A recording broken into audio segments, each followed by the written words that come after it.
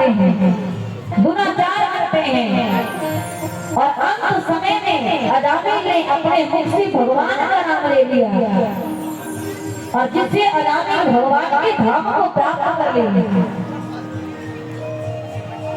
ये भगवान के नाम की महिमा है। कन्नौज नगरी में एक ब्राह्मण रहते थे, नाम का अजामिल। बचपन में जंगल में जाते हैं और बुराई देखते हैं और महाराज बालक अगर कुछ भी बुरा देख लेते हैं तो उसे वो दोहराने लगते हैं। अजामिल गलत कार्य करने लगे, गलत संगति में पड़ गए और जीवन में संगति का बड़ा प्रभाव होता है। अगर आपका संग ऐसा है, देखिए कुछ लोगों का संग होता है, अगर एक लोग उठ के जाएंगे उनके संग में दो लोग और चले जाएंगे। ये संगति का असर है, ना आपको सुनने देंगे ना खुद को सुनेंगे। इसलिए संगति का बड़ा प्रभाव है जीवन में। इतना अच्छा संगति बनाइए, संगति का सदैव ध्यान दीजिए कि आप किसके साथ रहते हैं, क्योंकि जिस व्यक्ति के साथ आप रहते हैं धीरे धीरे आपके अंदर का गुण भी उससे मिलता जुलता हो जाएगा। अगर वो गलत है तो आप भी धीरे धीरे गलती करने लगेंगे और अगर सही व्यक्ति का संग मिल जाए तो ना चाहते हुए भी आप धीरे धीरे सही रास्ते पे हो जाएंगे। तो संगति का जीवन में बड़ा प्रभाव है। अजामिल का संग बड़ा बुरा मिला और अजामिल धीरे धीरे बड़े होते हैं, मदिरा पान करते हैं, मांसाहार करते हैं, कई स्त्रियों के संग अपने महल में रहते हैं, भगवान की पूजा पाठ नहीं करते जिसलिए मनुष्य जन्म मिला वो असली काम करते ही नहीं। उनका लक्ष्य ही भगवान के विमुख था। एक दिन महाराज 100 वर्षों के तपस्या करने के बाद एक संत आते हैं कन्नौज नगरी में और उस नगर के लोगों से पूछते हैं कि कोई ब्राह्मण का घर हो तो बताइए, कोई ब्राह्मण का घर हो तो बताइए, एक रात्रि व्यतीत करनी है। लोगों ने कहा कि ब्राह्मण का घर तो है लेकिन ब्राह्मण कहलाने योग्य नहीं है, उसका व्यवहार ब्राह्मण के लायक नहीं है। संत ने कहा कि भले ही ब्राह्मण कहलाने योग्य नहीं है लेकिन महाराज तुलसी का पत्ता कितना भी छोटा हो लेकिन सदैव वो पूजनीय होता है। ब्राह्मण कितना भी अधर्मी हो लेकिन कभी भी ब्राह्मण का तिरस्कार नहीं करना चाहिए। ये वेद कहते हैं, ये पुराण कहते हैं। संत ने कहा कि चाहे वो ब्राह्मण कहलाने योग्य नहीं है तो क्या हुआ, मैं रात्रि को उसी के घर व्यतीत करूंगा।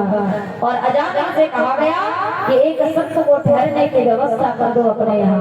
एक कमरा अजामिल दे दिया और महाराज एक ही रात्रि है और उस रात्रि को अजामिल गलत कार्य में व्यतीत करता है और उसी रात्रि को उसके ही महल में जो संत महात्मा है वो भगवान की पूजा करते हैं।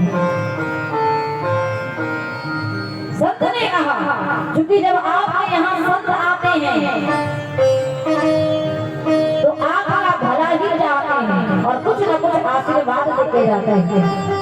तो संत ने कहा कि पूरे कन्नौज नगरी में एक ही ब्राह्मण का घर है और उस ब्राह्मण को लोग कहते हैं कि ये ब्राह्मण कहलाने योग्य नहीं है।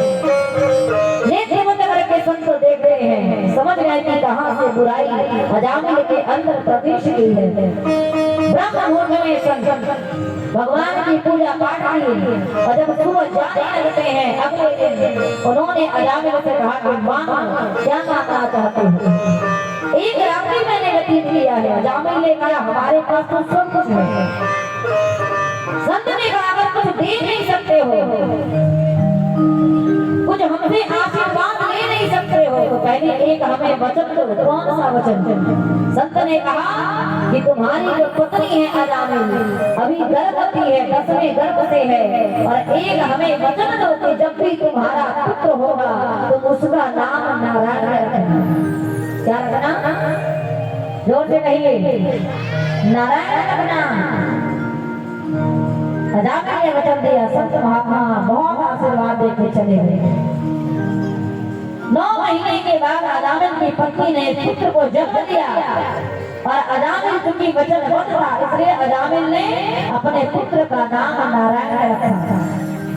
धीरे धीरे समय व्यतीत हुआ और अंतिम समय सभी का आता है महाराज। अजामिल का भी अंतिम समय आया और इतने पापी थे, इतने दुष्ट प्रवृत्ति के थे कि अंत समय में यमदूत लेने आए। और महाराज जब यमदूत लेने आते हैं तो बड़ी पीड़ा देते हैं, बड़ा दुख देते हैं।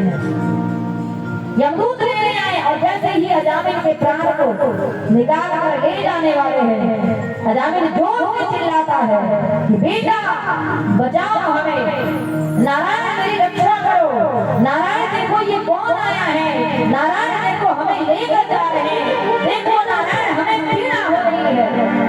और इतना नारायण नारायण किए कि जो जीव जागा के नारायण भगवान है, भगवान ने अपने पास से कहा कि जाओ पृथ्वी लोगों देखो हमारी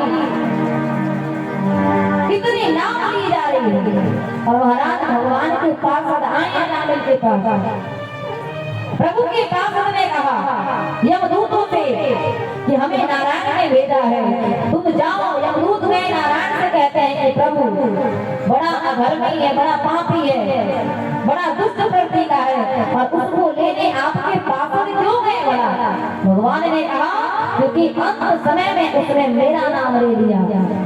यमदूत ने कहा प्रभु वो आपका नाम नहीं लिया है, उसने अपने पुत्र का नाम लिया है। भगवान कहते हैं कि पुत्र समझकर, पिता समझकर, मित्र समझकर, शत्रु समझकर उसने नाम तो मेरा ही लिया है। और अंत समय में अगर भगवान का नाम मुख से निकल जाए तो भगवान की प्राप्ति हो जाती है, वैकुंठ का धाम मिलता है।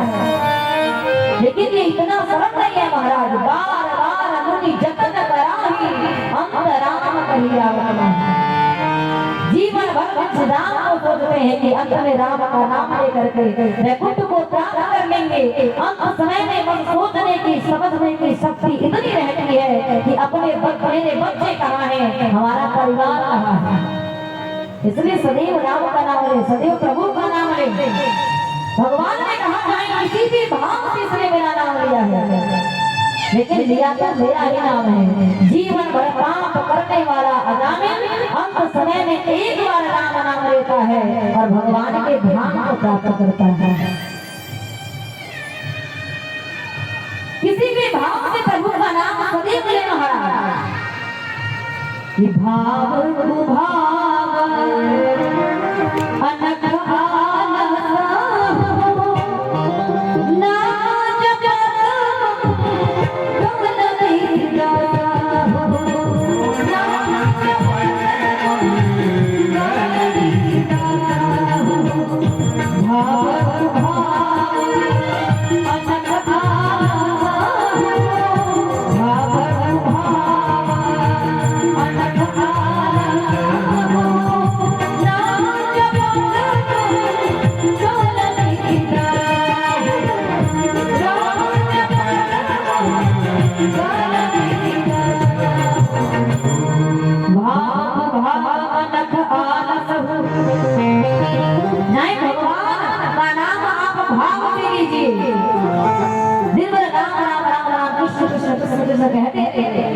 चाहे खूब भाव महाराज, यानी कि क्या राम राम राम कहे।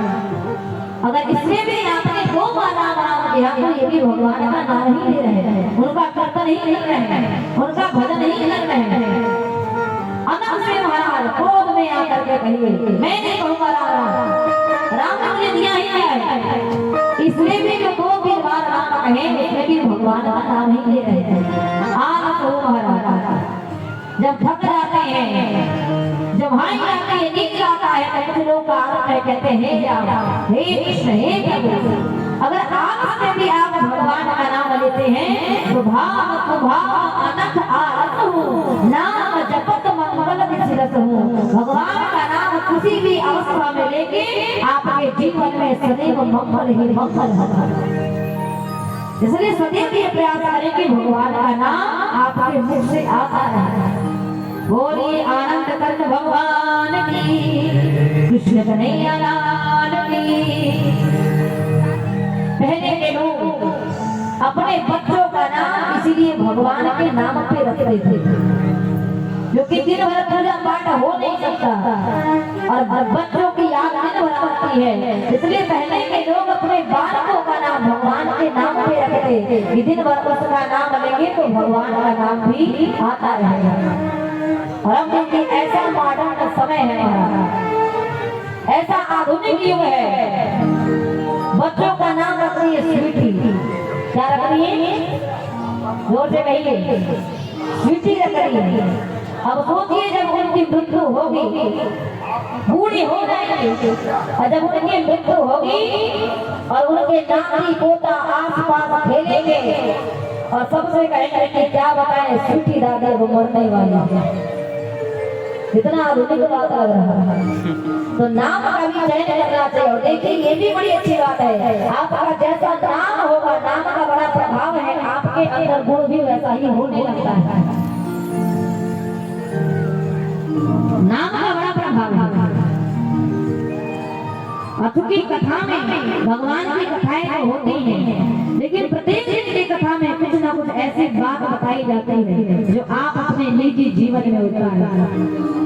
अभी तक जितनी कथाएं सुने, अजामिल की कथा का प्रसंग क्या कहता है कि प्रत्येक समय भगवान का नाम ले, अगर पापी भी होंगे तो भगवान का नाम लेकर चल जाएंगे और पाप तो आए दिन होते ही महाराज।